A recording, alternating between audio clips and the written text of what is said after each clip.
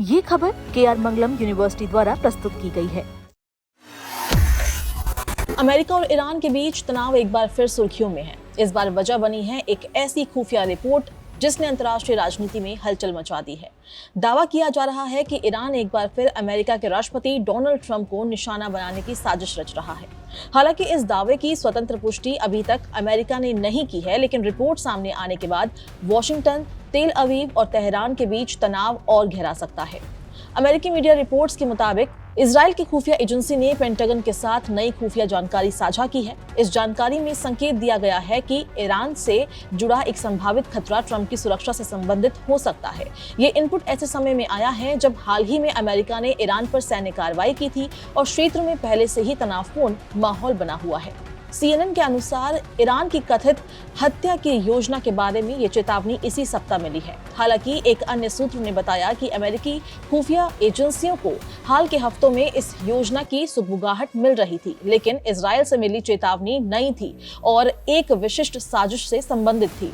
यहीं से इस पूरे मामले में एक और दिलचस्प पहलू सामने आता है। कुछ अमेरिकी अधिकारियों का मानना है कि संभव है इजराइल की एक खुफिया चेतावनी केवल सुरक्षा इनपुट न होकर ट्रंप प्रशासन के फैसलों को प्रभावित करने की कोशिश भी हो, क्योंकि फिलहाल अमेरिका के सामने बड़ा सवाल ये है कि क्या ईरान के खिलाफ सैन्य दबाव और बढ़ाया जाए या फिर मौजूदा संघर्ष विराम को आगे बढ़ाया जाए। यानी खुफिया जानकारी पर भरोसा करने के साथ साथ उसके राजनीतिक प्रभाव को लेकर भी अमेरिका के भीतर चर्चा चल रही है।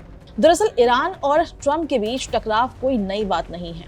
डोनाल्ड ट्रंप के पहले कार्यकाल के दौरान ईरान के शीर्ष सैन्य कमांडर जनरल कासिम सुलेमानी की मौत के बाद दोनों देशों के रिश्ते बेहद खराब हो गए थे।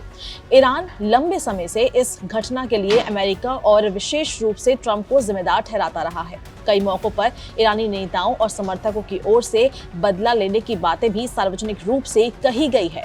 रिपोर्ट में ये भी उल्लेख किया गया है कि हाल ही में आयोजित एक अंतिम यात्रा के दौरान कुछ प्रदर्शनकारियों ने ट्रंप विरोधी नारे लगाए और उनके खिलाफ धमकी भरे संदेश वाले बैनर भी दिखाई दिए।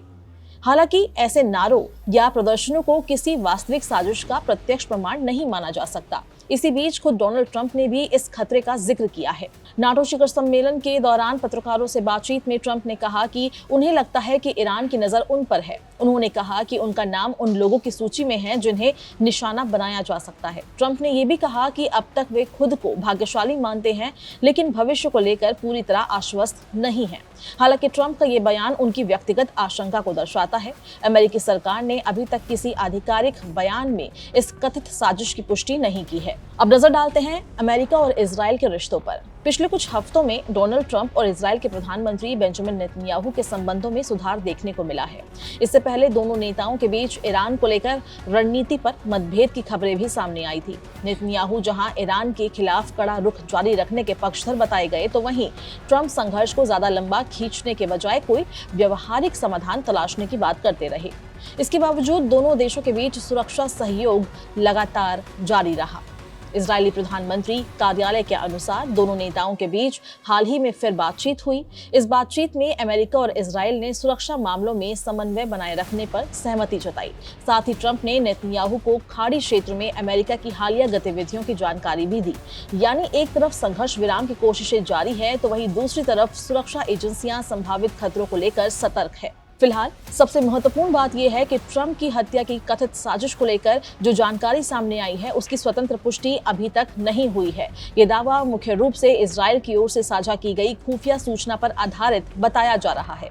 ऐसे में आने वाले दिनों में अमेरिकी जांच एजेंसियों की रिपोर्ट और आधिकारिक बयान इस पूरे मामले की तस्वीर और स्पष्ट करेंगे। लेकिन इतना जरूर है कि यदि इस तरह के इनपुट सही साबित होते हैं, तो अमेरिका ईरान संबंधों में तनाव और भी बढ़ सकता है। वहीं यदि जांच में अलग निष्कर्ष सामने आता है, तो ये मामला खुफिया सूचनाओं और कूटनीतिक रणनीति पर नई बहस भी छेड़ सकता है। फिलहाल दुनिया की नजर इसी बात पर टिकी है कि क्या ये केवल एक सुरक्षा चेतावनी है या फिर इसके पीछे वास्तव में कोई बड़ा खतरा छिपा है। आपकी क्या राय है, हमें कमेंट बॉक्स में जरूर बताएं।